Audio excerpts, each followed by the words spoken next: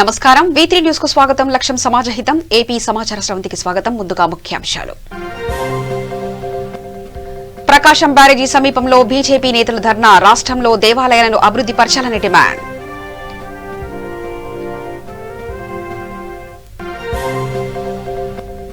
చలో పులివెందులకు పిలుపునిచ్చిన టీడీపీ. మహిళలపై అత్యాచారాలను ఖండిస్తూ నిరసన.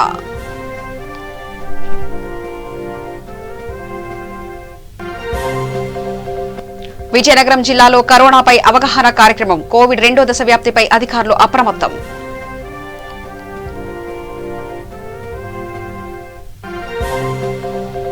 ప్రకాశం జిల్లాలో ఉద్రిక్తత. ఆందోళనకు దిగిన ఉపాధ్యాయులు, వేలాది మంది అరెస్ట్.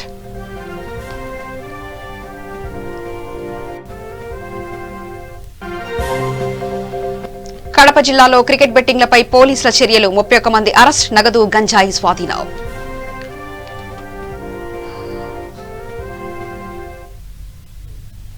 ఇక పుష్కరాల సమయంలో కూలగొట్టిన ఆలయాలను నిర్మించాలని డిమాండ్ చేస్తూ ప్రకాశం బ్యారేజీ సమీపంలో బీజేపీ కార్యకర్తలు ధర్నా చేపట్టారు. ఈ సందర్భంగా ఏపీ బీజేపీ రాష్ట్ర అధ్యక్షుడు సోము వీర్రాజ్ వైసీ ప్రభుత్వ తీరుపై మండిపడ్డారు. రాష్ట్ర వ్యాప్తంగా చర్చిల నిర్మాణం కోసం ప్రభుత్వం కేటాయించిన నిధుల వివరాలను వెల్లడించాలని అన్నారు. చంద్రబాబు హయాంలో పుష్కరాల పేరు చెప్పి అనేక ఆలయాలు పడగొట్టారని ఆరోపించారు. ఆనాడు బీజేపీలో ఉన్న వెంపల్లి శ్రీనివాస్ ఆలయాలు కట్టాలంటూ ఆందోళన చేసిన విషయాన్ని గుర్తు చేశారు. ఇప్పుడు దేవాదాయ శాఖ మంత్రిగా ఉన్న ఆయన దర్గాలను కడతామని ప్రకటించారని విమర్శించారు. సీఎం జగన్మోహన్ రెడ్డికి హిందూ సాంప్రదాయాలపై నమ్మకం, గౌరవం లేదని సోము వీరాజు విమర్శించారు.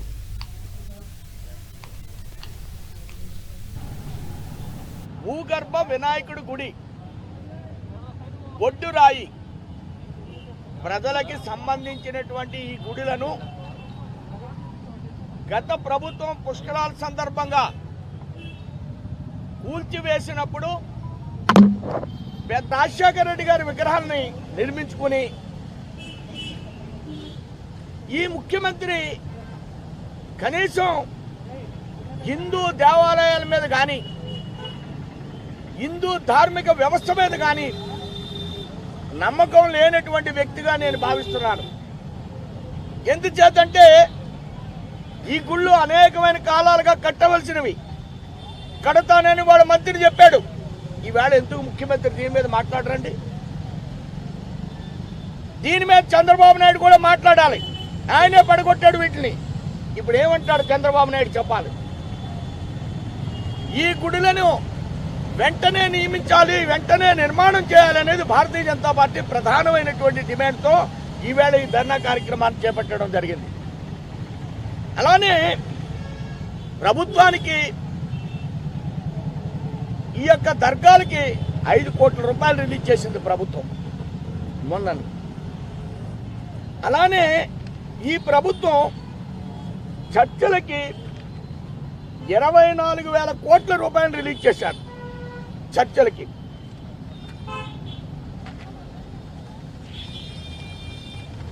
ఈ ప్రభుత్వాన్ని మనం ప్రశ్నించవలసింది.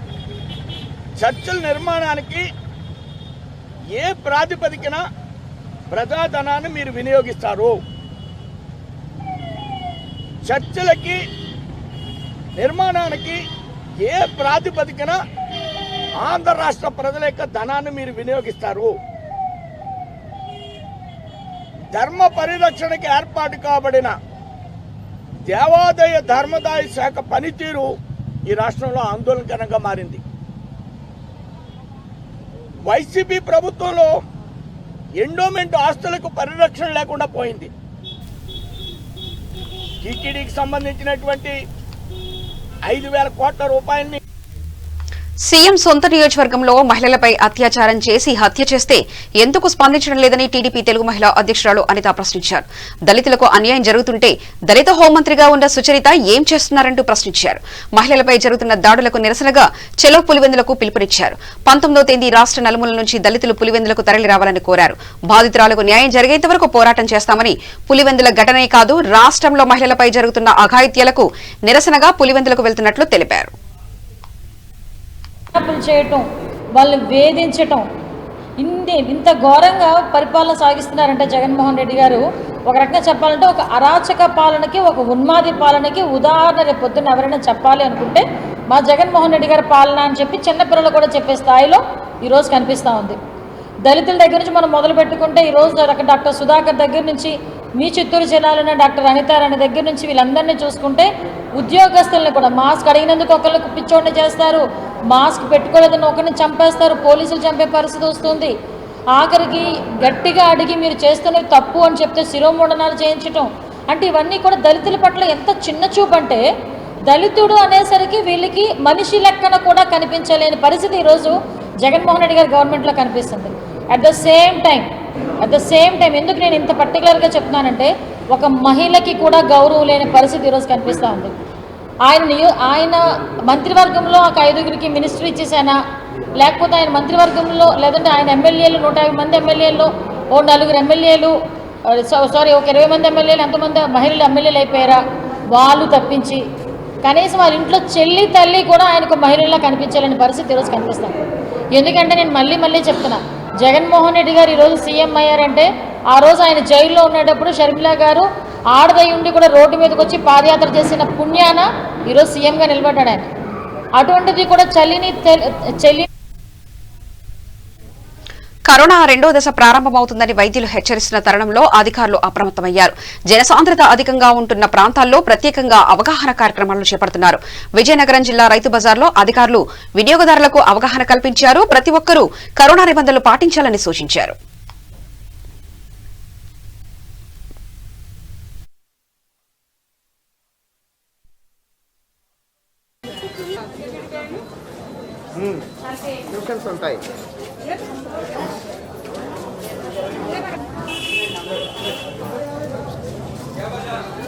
లేదా అప్పుడు కార్యక్రమం లేవు అంతేనా నిర్మూలించే క్రమంలో ప్రతి ఒక్కరిని పాటించి మనందరి లక్ష్యం కోవిడ్ను పారద్రోలుదాం, ఆరోగ్యంగా ఉందాం. కోవిడ్ మరియు కోవిడ్-19ను పూర్తిగా లేకపోతే దాసనపేటదైనా అన్నీ కూడా మీరందరూ ఎంతో బాగా పనిచేశారు. అందుకు మీ అందరూ మరి ఎవరికి వాళ్ళ చప్పట్లు కొట్టుకుందాం. ఎందుకంటే కరోనా నేపథ్యంలో మనం విజయనగరం జిల్లాలో చేపట్టినటువంటి చర్యలు చెప్పుకుంటా పోతే కనీసం 1 గంట సేపు పట్టుద్ది. ఫస్ట్ టైము రైతు మార్కెట్లలో రింగులు వేసినటువంటి వాళ్ళం మనమే. ఆ రింగులు చెదిరిపోతున్నాయని చెప్పి మరి ఆ యొక్క ఏమంటారు వెదురుతో రింగులు చేసినటువంటి వాళ్ళము మనమే. ప్రజల్లో అవగాహన చేసినటువంటి వాళ్ళము. పెద్ద హోర్డింగ్స్ ద్వారా ప్రైసెస్ని నియంత్రించిన వాళ్ళము మనం. మీరందరూ కూడా మరి ఇక్కడికి రావడానికి ఏ విధమైన ఇబ్బందులు లేకుండా పోలీస్ శాఖ వారితో సమన్వయపరచుకొని మీరు తీసుకొచ్చేటటువంటి సరుకు ఏదైతే ఉందో అది టైంకి ఇక్కడికి వచ్చేటట్లుగా పోలీస్ శాఖ వారికి చెప్పి మీకు ఇబ్బంది రాకుండా చేసినటువంటి వారం మనం విజయనగరం జిల్లాలో. ఇక్కడ కానీ అయోధ్య మైదానం కానీ రాజీవ్ మైదానంలో కానీ ఈ యొక్క మార్కెట్లలో కానీ ప్రతి చోట సోషల్ డిస్టెన్సింగ్ పాటించుకుంటూ మాస్కులు ఎన్ష్యూర్ చేసుకుంటూ మైకులు పెట్టుకుంటూ మీరు కూడా మాస్కులు పెట్టుకుంటూ ఎంతో బాగా దీన్ని నిర్వర్తించారు. రైతు బజారుకి వెళ్ళడం ద్వారా మాకు ప్రకాశం బ్యారేజీ వద్ద ఉద్రిక్తత నెలకొంది. బదిలీలు సక్రమంగా జరపడం లేదంటూ ఉపాధ్యాయులు చెలో సెక్రటరియట్ కార్యక్రమాన్ని చేపట్టారు. ప్రకాశం బ్యారేజీ దగ్గర ఉపాధ్యాయులు పోలీసులు అడ్డుకున్నారు. దీంతో బ్యారేజీపై ట్రాఫిక్ జామ్ నిలిచిపోయింది. 2 వైపులా వాహనాలు బారులు తీరాయి. రాష్ట్ర వ్యాప్తంగా వేలాది మంది ఉపాధ్యాయులను పోలీసులు అరెస్ట్ చేశారు. వెబ్ కౌన్సిలింగ్ రద్దు చేయాలని, ఖాళీలో బ్లాంకింగ్ రద్దు చేయాలని ఉపాధ్యాయులు డిమాండ్ చేశారు.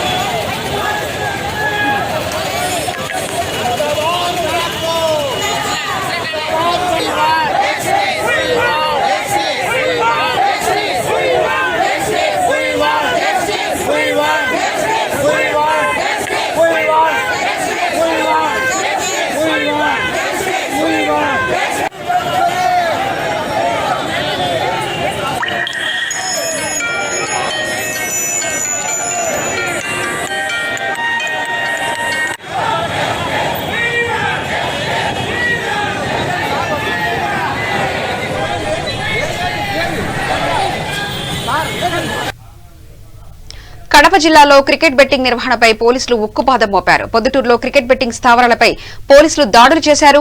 31 మంది క్రికెట్ రాళ్లను అరెస్ట్ చేశారు. మరింత మంది పరారులో ఉన్నట్లుగా పోలీసులు గుర్తించారు. ఈ దాడిలో 6 కేజీల గంజాయి, 2 కార్లు, 7 ల్యాప్టాప్లు, 7 కమ్యూనికేటర్ కిట్లు, క్యాలిక్యులేటర్లు, రిజిస్టర్లు స్వాధీనం చేసుకున్నారు. క్రికెట్ బెట్టింగ్ లో ఇప్పటివరకు 35 కోట్ల రూపాయల మేర టర్నోవర్ అయినట్లు జిల్లా ఎస్పీ అన్బురాజన్ వెల్లడించారు. బెంగళూరు, హైదరాబాద్, గోవా నగరాలతో పాటు దేశవ్యాప్తంగా నెట్వర్క్ తో బెట్టింగ్ నిర్వహిస్తున్నారు. కాగా వారి బ్యాంకు ఖాతాలను సీజ్ చేసినట్లు పోలీసులు తెలిపారు. పరారీలో ఉన్న ప్రధాన బుకీల కోసం ప్రత్యేక బృందాలతో గాలింపు చర్యలు చేపట్టారు.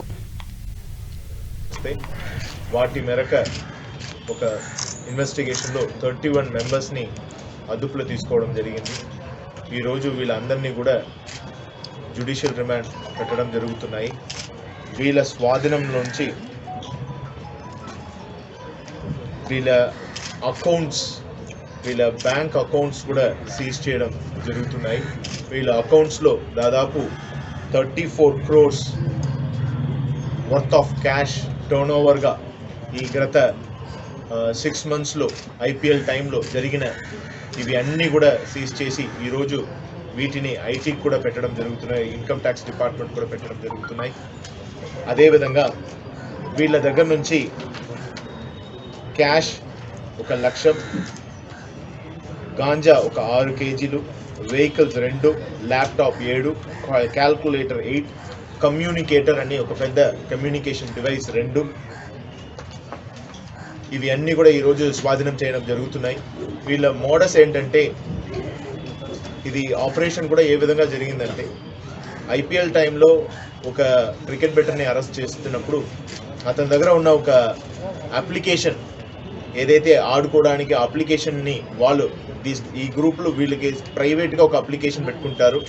ఈ అప్లికేషన్ ద్వారా అది ఎక్కడి నుంచి ఆపరేట్ అవుతుందని వెరిఫై చేసేటప్పుడు బెంగళూరు అండ్ గోవా ప్రాంతంలో వచ్చింది. దాని మేరకు ఇన్వెస్టిగేషన్లో కొందరిని విచారించి తర్వాత వాళ్ళని ఇంట్రాగేషన్ చేయడం కూడా జరిగింది. ఈరోజు ఈ 31 మందిని కూడా ఇక్కడ ప్రొద్దుటూరులో అరెస్ట్ చేయడం జరిగింది. వీళ్ళు ఈ యాప్ ద్వారా కస్టమర్స్ని సబ్స్క్రైబ్ చేయించుకొని తర్వాత ఆటాల్ని మొదలు పెడతారు. పేమెంట్ అంతా కూడా మొబైల్ పేమెంట్గానే టు దేర్ బ్యాంక్ అకౌంట్స్కి చేరిపోతుంది. అదేవిధంగా ఆడేటప్పుడు ఏవైతే సెల్ ఫోన్స్ ఉన్నాయో ఈ సెల్ ఫోన్స్ని కమ్యూనికేటర్ అంటారు, మీరు అక్కడ చూసుంటారు, పెద్ద బాక్స్, వాటిలో పెట్టి ఆన్ చేసేటప్పుడు లొకేషన్స్ అంటే ఏ లొకేషన్ నుంచి వాళ్ళు ఆడుతున్నారన్న విషయం పోలీసులు కూడా కనుక్కోలేని పరిస్థితి, అలాంటి టెక్నాలజీని వాడుతున్నారు. ఇవి అన్నీ కూడా ఈరోజు సీజ్ చేయడం జరిగింది. సో ప్రస్తుతం 31 మెంబర్స్, ఇంకా కూడా ఇన్వెస్టిగేషన్ కొనసాగుతున్నాయి. ఈ ఇన్వెస్టిగేషన్స్లో ఫర్దర్గా మేము ప్రొసీడ్ అవుతూ ఇంకా కూడా అరెస్ట్ చేయడం జరుగుతుంది అని కూడా తెలియపరుచుకుంటున్నాం. ఈ ఆపరేషన్ను చక్కగా చేసిన additional SP SCB, additional SP OSD, అదేవిధంగా DSP ప్రొద్దుటూరు ప్లస్ వీళ్ళ సిబ్బందులు అందరూ కూడా రివార్డ్ ఇవ్వడం జరుగుతాయి. Thank you so much. Bookies as of now. అదేవిధంగా దీంట్లో ఇప్పుడు మీరు ముద్దాయిలను చూసుకుంటే ఈ 31 మందిలో భీమవరంకు చెందిన ఒక వ్యక్తి, హైదరాబాద్కు చెందిన 2 వ్యక్తులు, అదేవిధంగా కర్నూలుకు చెందిన 2 వ్యక్తులు అరెస్ట్ చేయడం జరుగుతున్నాయి. సో ఈ ఏదైతే ఆపరేషన్ మేము మొదలుపెట్టినామో ఇది ఇంకా కూడా డీటెయిల్గా లోతుగా చేయడం కూడా జరుగుతుంది.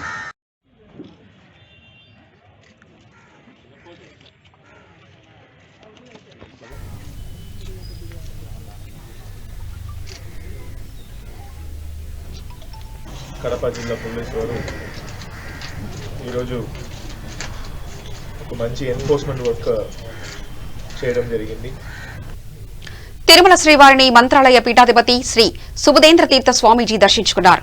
దర్శనం కోసం వచ్చిన పీఠాధిపతికి ఆలయ పూజారులు ఘనంగా స్వాగతం పలికారు. అనంతరం స్వామివారిని దర్శించుకున్నారు. దేవస్థానంలో పూజా కైకర్యాలను అధికారులు, పూజారులు శాశ్వతంగా నిర్వహిస్తున్నారని, ఎలాంటి విరోధాలు లేకుండా ఉండేలా దర్శన ఏర్పాట్లు చేస్తున్నారని పీఠాధిపతి చెప్పారు.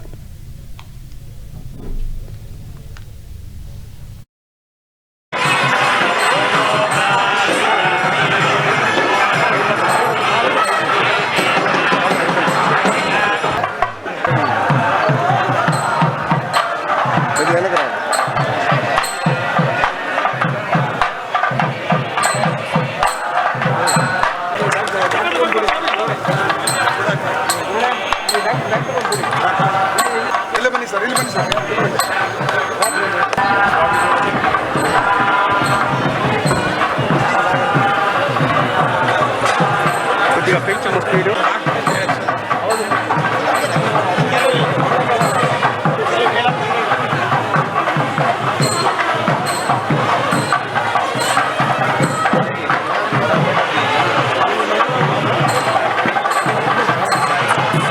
తన కులదైవమైనటువంటి వెంకటేశ్వర స్వామి దర్శనార్థం ఆ సంస్థానంలో ఆ పీఠంలో ఉన్నవారు సంవత్సరానికి ఒకసారి ఇస్తికాపూలు అనేటువంటి మర్యాదను స్వీకరించేది ఆనవాయితీగా వస్తున్నది. అందులో భాగంగా ఈరోజు మనం ఈ దేవస్థానం యొక్క మర్యాదలను దర్శనాన్ని మేము స్వీకరించాం. ముఖ్యంగా పాలక మండలి వారు, అలాగే మన ఈవో గారు, మన జేఈఓ గారు, శేషాద్రి గారు, తదితర అర్చక బృందం, అధికారి అనధికారులు అందరూ కూడా చాలా చక్కగా సాంప్రదాయబద్ధంగా ఇక్కడ దేవస్థానం యొక్క పూజా కైంకర్యాలను అలాగే పారదర్శకంగా ఒక అడ్మినిస్ట్రేషన్ మేనేజ్మెంట్ను కూడా నిర్వహిస్తున్నారు. ఇది కేవలం పొగడడం కాదు, మేము అన్ని విషయాలను క్షుణ్ణంగా పరిశీలించి చెబుతున్నాం. ఎన్నో సంస్కరణలు, అభివృద్ధి కార్యక్రమాలు, తర్వాత భక్తులకు సౌకర్యాలను కల్పించే దిశగా ఈసారి వైకుంఠ ఏకాదశి దర్శనాన్ని రాష్ట్రంలో యువమోర్చా బాధ్యతాయుతంగా విద్యార్థుల సమస్యలపై పోరాటం చేస్తూ ముందుకెళ్తుందని యువమోర్చా అధ్యక్షుడు సురేంద్రమోహన్ అన్నారు. యువకుల్లో దేశభక్తి భావాన్ని నింపుతూ వారి దేశ సేవ చేసేందుకు ప్రేరేపించేలా ప్రత్యేక కార్యక్రమాలను శ్రీకారం చుడుతుందని చెప్పారు. విద్యార్థి వ్యతిరేక విధానంలో అనుసరిస్తున్న ప్రభుత్వ తీరుపై ఆయన ధ్వజమెత్తారు. ప్రస్తుత ప్రభుత్వాలు రాష్ట్రాన్ని అధోగతి పాలు చేస్తున్నారని ఆరోపించారు. కుటుంబ పాలనలో రాష్ట్రంలో అభివృద్ధి శూన్యమవుతుందని చెప్పారు. రాష్ట్రంలో అన్ని విధాలుగా వృద్ధి రేటు సాధించాలంటే అది బీజేపీతోనే సాధ్యమని ఆయన తెలిపారు. దేశభక్తి భావాలు నింపుతూ వాళ్ళందరినీ కూడా దేశం కోసం ఆలోచించే విధంగా, దేశం కోసం పనిచేసే విధంగా ప్రేరేపణ చేస్తూ అత్యంత క్రూరమైనటువంటి చర్యని ఇదే విజయనగరంలో ఇదే వైఎస్ఆర్ పార్టీకి సంబంధించినటువంటి నాయకులు, ప్రజాప్రతినిధులు వ్యవహరించినటువంటి తీరు సభ్య సమాజం తలదించుకునే విధంగా ఈ యొక్క విజయనగరంలో జరిగినటువంటి సంఘటనలన్నీ కూడా ఈ యొక్క విజయనగరం వాసులందరూ కూడా చూశారు. 2019కి ముందు ఈ రాష్ట్రాన్ని ముక్కలైన తర్వాత పరిపాలనించినటువంటి నారా చంద్రబాబు నాయుడు గారు, ఈరోజు వైఎస్ జగన్మోహన్ రెడ్డి గారు, ఈ ఇద్దరు వ్యక్తుల యొక్క కుటుంబ పరిపాలన ఈ రాష్ట్రానికి ఏ రకంగా కూడా శ్రేయస్కరం కాదు. విభజించిన తర్వాత ఈ రాష్ట్రం ఈ రోజుకి కూడా ఏ మాత్రం అభివృద్ధికి నోచుకోలేకపోవడానికి కారణం ఈ ఇద్దరు వ్యక్తులు అని చెప్పి నిర్మోహమాటంగా ఈ యొక్క రాష్ట్ర ప్రజలకు తెలియజేస్తున్నాం. ఆ రోజు చంద్రబాబు నాయుడు గారు ఏమి చేసినా కూడా అక్కడ నరేంద్ర మోడీ గారు చేస్తే దాన్ని నేను చేశానని చెప్పి ఈ రాష్ట్రంలో ప్రకటన చేసుకుంటూ, స్టిక్కర్లు అంటించుకుంటూ, రంగులు మార్చుకుంటూ తిరిగినటువంటి, పేర్లు మార్చి తిరిగినటువంటి వైనం అందరం కూడా చూసాం.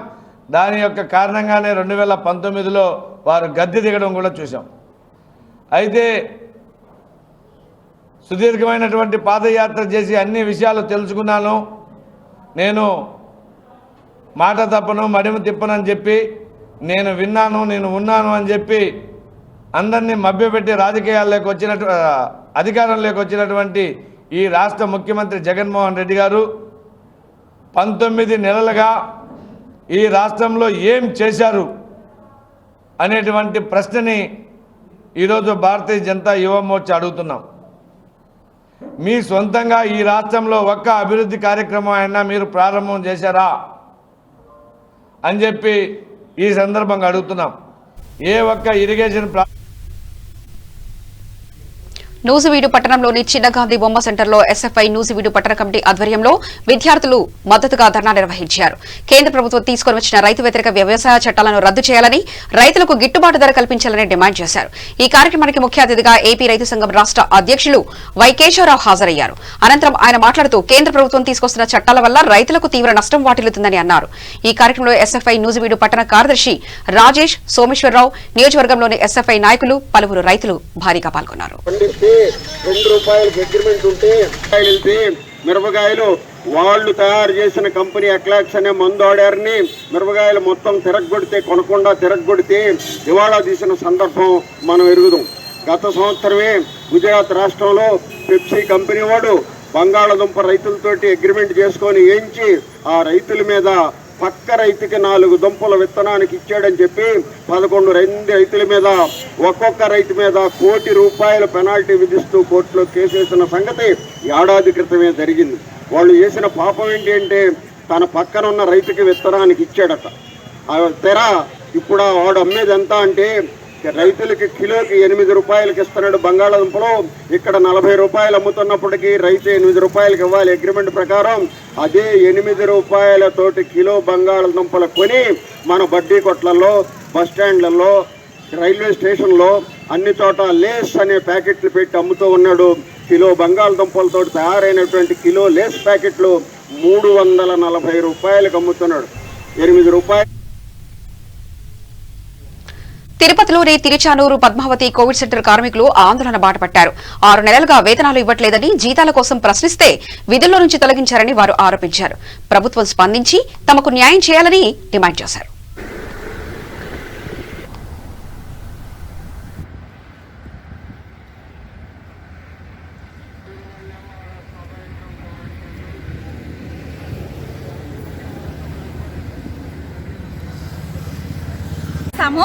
ఏమి నెలకి 5వ తేదీకంతా మీకు డ్యూటీ జీతాలు మీకు ఇచ్చేస్తామని చెప్పేసి ఇప్పుడు 3 నెలలుగా మాకు జీతాలు ఇవ్వట్లేదు.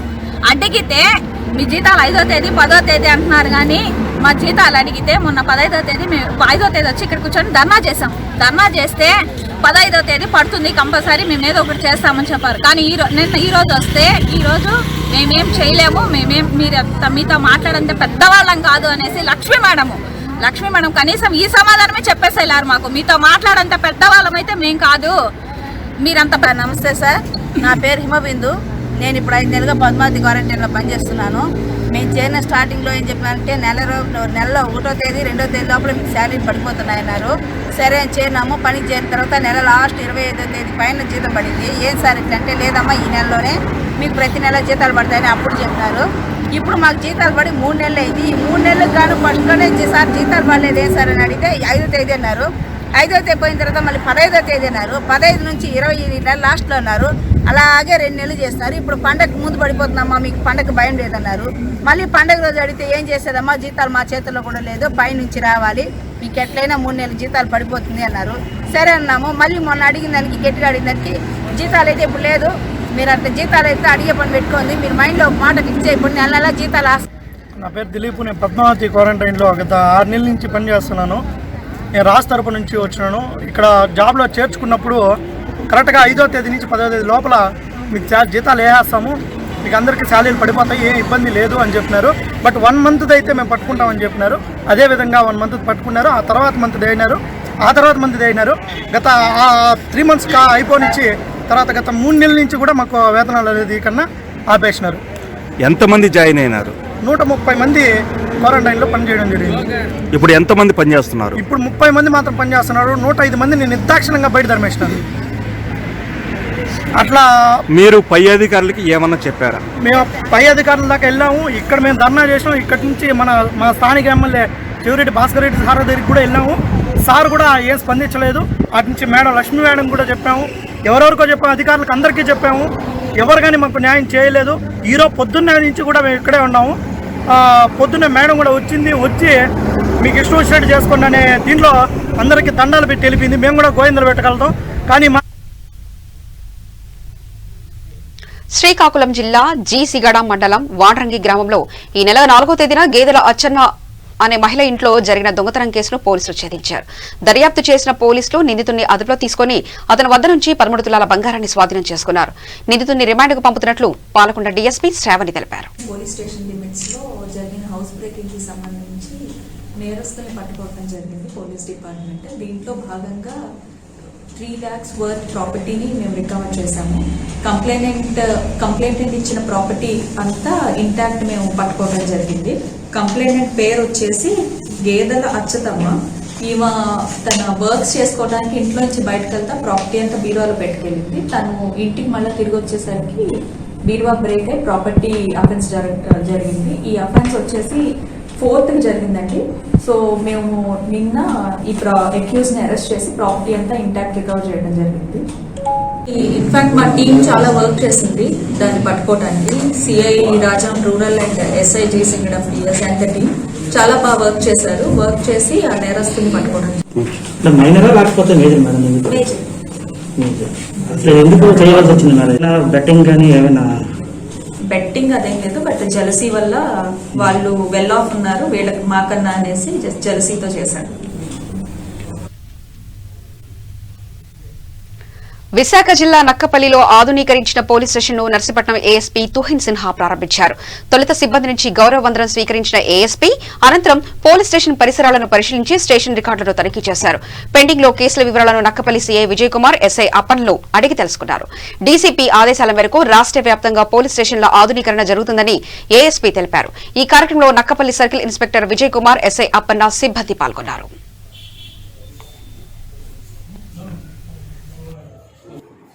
Without any problem, and we, the Police Department of Andhra Pradesh, will provide sensitive and patient hearing to all the grievances. ఈ విషయం గురించి నేను మళ్ళీ డీసీపీ సార్కి అండ్ ఎస్పీ సార్కి చాలా థ్యాంక్ యూ చెప్తున్నాను. And I'm grateful to all the SIs, our station house officers and circle inspectors for supervising this work and putting a very good and a sensitized reception centers in all the police stations. Dhanyawad.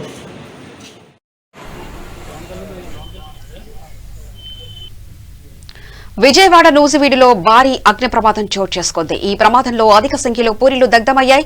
సర్వం కోల్పోయిన బాధితులను ప్రభుత్వం ఆదుకోవాలని కోరుతున్నారు. నీడ కరువవడంతో లబోదిబోమంటున్న బాధితులు తక్షణ సాయాన్ని అందించాలని విజ్ఞప్తి చేస్తున్నారు. చిన్నపాటి కార్చిచ్చు రేగడంతో ఈ అగ్ని ప్రమాదం చోటు చేసుకుంది.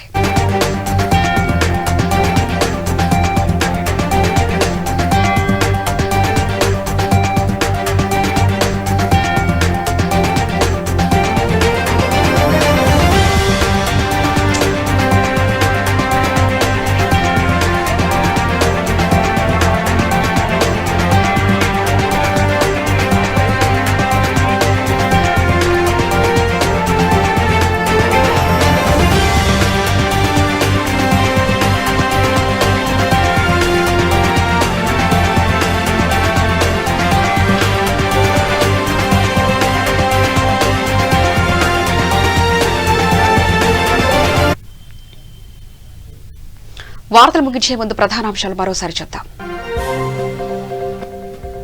ప్రకాశం బ్యారేజీ సమీపంలో బీజేపీ నేతలు ధర్నా. రాష్ట్రంలో దేవాలయాలను అభివృద్ధి పరచాలని డిమాండ్.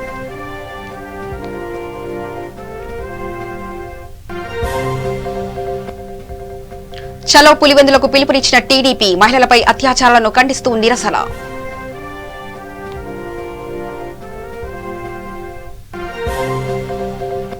విజయనగరం జిల్లాలో కరోనాపై అవగాహన కార్యక్రమం. కోవిడ్ 2వ దశ వ్యాప్తిపై అధికారులు అప్రమత్తం.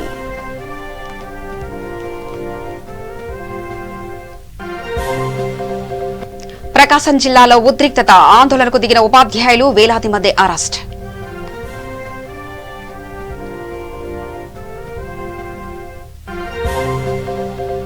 కడప జిల్లాలో క్రికెట్ బెట్టింగ్లపై పోలీసుల చర్యలు. 31 మంది అరెస్ట్, నగదు, గంజాయి స్వాధీనం. సమగ్ర సమాచార శ్రవంతికై చూస్తూనే ఉండండి. V3 న్యూస్, లక్ష్యం సమాజహితం.